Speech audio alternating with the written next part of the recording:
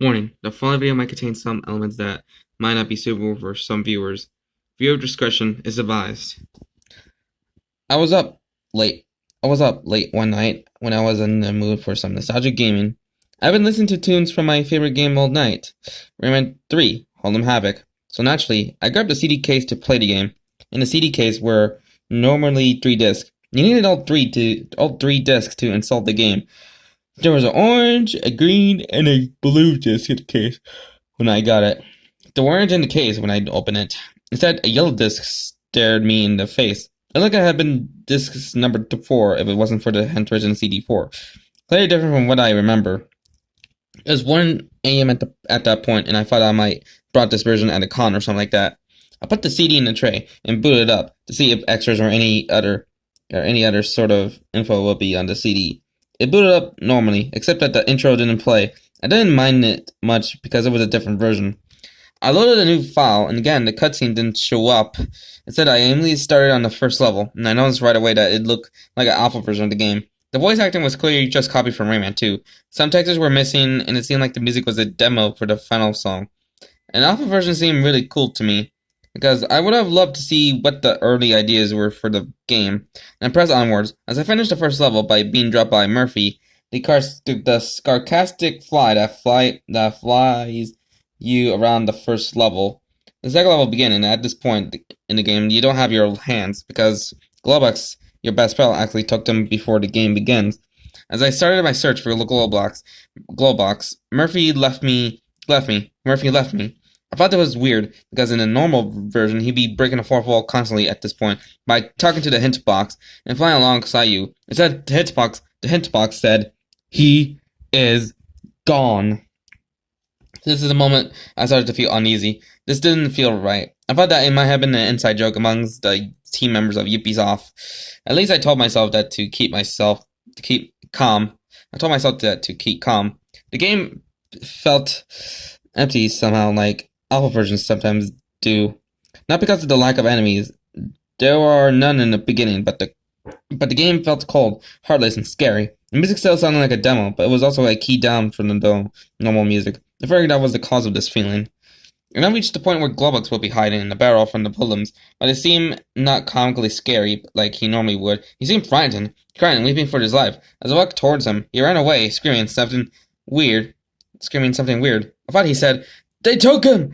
You're next!" I was weirded out at this point, so I put the controller down and got some Mountain Dew. It was that I thought of something. I never bought Rayman 3. I got it when I was a kid. I never bought any special version of Rayman. I never bought Rayman 3 myself. I got it when I was a kid. I never bought any special version of Rayman 3 again.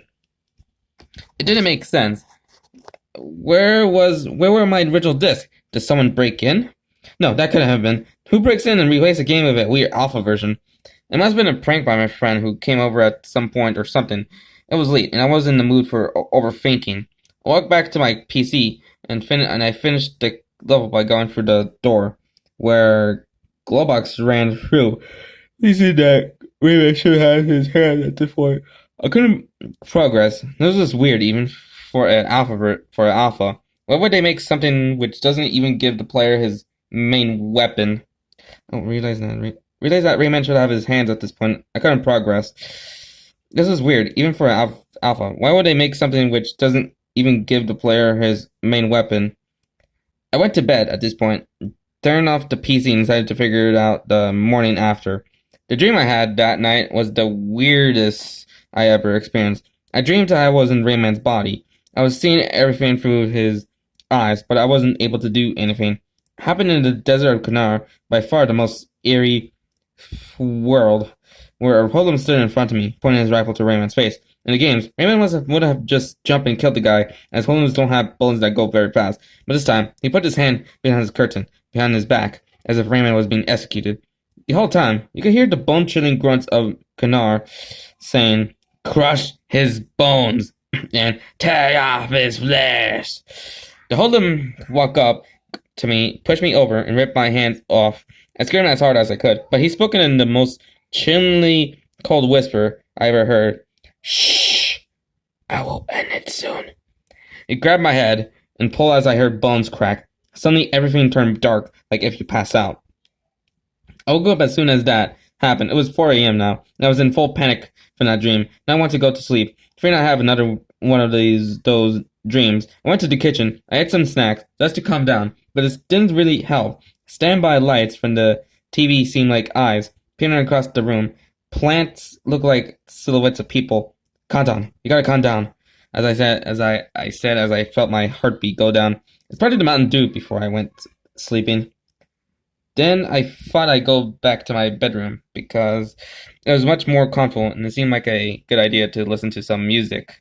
But just as I left the kitchen, I thought I saw a silhouette on the balcony. For a split second, it seemed as if someone was waiting for me there. I was on my steps, but when I stopped, it was gone. I thought it was a chair on the balcony that looked like it, but I was lying to myself. Anxious I still didn't want to sleep. Imagine terrifying things in the badly lit room. So I walked towards my PC. I turned the screen on, and I almost bent over to turn on my PC, but then I noticed it was already on. It's still playing Rayman. I rubbed in my eyes, and I figure I left it on or something, and I tried to turn the game off, because that was the cause of this sleepless night. No one closed. I knew I didn't want to go to sleep, so I decided to just play the game and finish this torment it gave me. When I chose my save, I started in the desert of Kanar, where my dream was. I could hear Kanar grumbling in the distance, but that wasn't my biggest concern. Rayman was lying on the ground and puddled what seemed like blood, whether his hands or head. And this shook me up. I was wide awake. It was happening in front of my eyes, but I couldn't comprehend it. Then that eerie hitbox came up. Watch your back. It was then that I felt a rifle to the back of my head. He took my arms one by one and broke them with tremendous force. I screamed so hard that my lungs hurt as much as my arms. I couldn't move. I was trapped. And that same voice whispered, "Shh, I will end it soon," as he pulled his trigger. Alright, so that was Rayman 3 Disc 4, and final thoughts on this creepypasta? It was pretty good, possibly a bit more kind of almost psychological horror, since, during the part where the main protagonist is like thinking there's like something in the balcony that kind of scares him, and alongside that the scary part with the whole where the main character just dreaming in Rayman's point of view, and he's about to get like shot by the hoodlum, kind of scary. And yeah, at least there's no cliche hyper-realistic blood moment somewhere in the story, which I think that's a good thing. I'm gonna give it a pass for this story. So yeah. So anywho, hope you enjoyed this creepypasta reading video, and like and comment this video and subscribe for more content. So smell you later.